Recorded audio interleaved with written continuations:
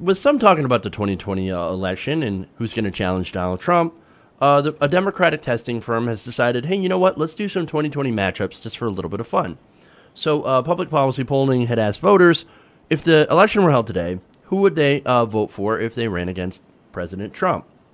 Now, it's fun to speculate, but remember, of course, 2020, very far away, and lots of things can happen between then and now. But nonetheless, let's have some fun. Let's look at these numbers. Now, they included quite a few potential contenders. None of them really confirmed, and they decided to pull them against Trump anyway.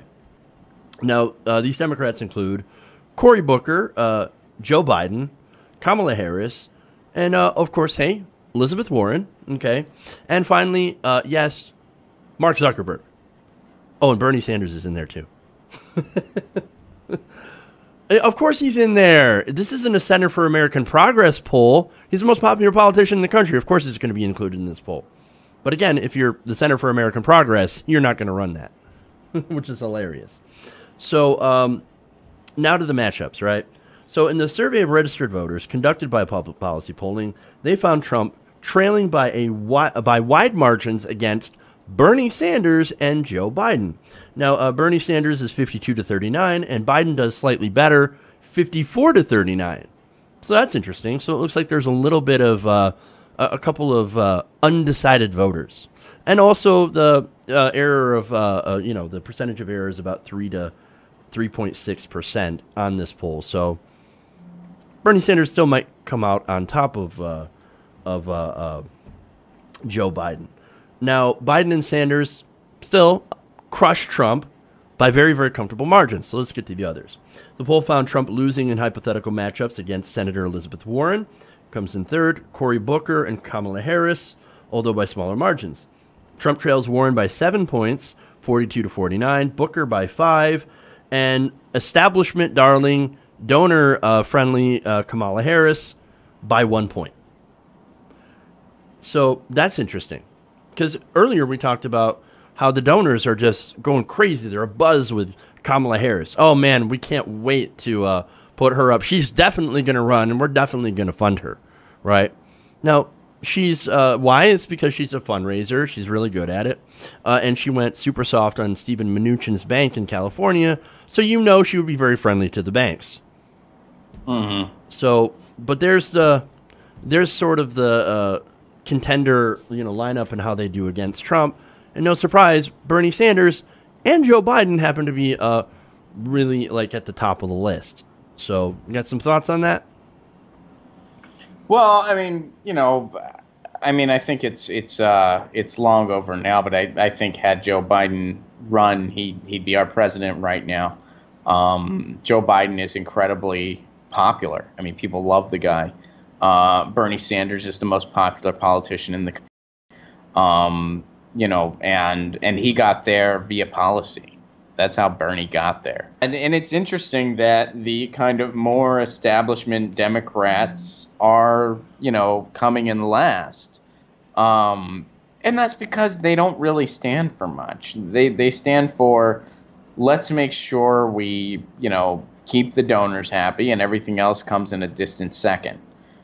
And you've seen that with John Ossoff. People love to blame, people. I mean, somebody blame me for that one. Somebody blame me. Yeah. Somebody blame me for that one. But which, hey, I'm very flattered that somebody out there thinks I'm that powerful. Very flattered. But the reality of the situation is the guy, I mean, in all of his info, his commercials looked like it was like an advertisement for a for-profit college or something like that. Like there was no substance in them. He stood for nothing. And people are seeing through that. I mean, people are tired of it. And people, I know, and I'm seeing this firsthand. Like it's not like we're just making this up because of a bubble we're in, or that we're just, I mean, it's like you're seeing this firsthand in town hall footage. You're seeing this, my own cousin, I mean, he's a big Trump guy, and Trump could not be further from his own interests. Trump's screwing him, man. He's a working class guy in Western Pennsylvania, been screwed over by years of neoliberalism, has a low wage job, is underpaid, overworked, has kids, whatever. But he is so frustrated by what the Democrats have given him, and he'll talk about it straight from his mouth. He said this to my dad because he was asking how I was doing, and he's like, man, I like Trump, and my dad's like, well, I don't understand why you like Trump, and he goes, I just have no use for the Democrats. This isn't me, like this isn't just us, this isn't just progressives. People are recognizing the Democrats have completely lost their footing with people like my cousin. And a lot of people that are still standing behind the party, they don't want to hear that. So they get mad at progressives. And that's called shooting the messenger. We're not making this shit up. And it's proof. You're losing. You're losing Michigan, Ohio, Pennsylvania. Bigly. It's not because... Bigly, Wisconsin. It's not because of a handful of progressives that weren't going to vote for Hillary no matter what. It's not because of them. It's because of people that used to consider the Democrats a working class party. But they don't anymore. So they're going to see what this faux populist is going to sell them. And he sold them bullshit. He sold them complete and utter bullshit. But they're desperate, and Trump established this new brand that's completely fake. It's completely phony. I mean, we've discussed this on the show. A Republican populist is an oxymoron. It doesn't exist. It's not real. It's make-believe. It's like saying there's a three-eyed raven unicorn that's going to give you what you want. It's not fucking real. But, when people are offered no oil, they're going to migrate to snake oil, and that's what's going on here.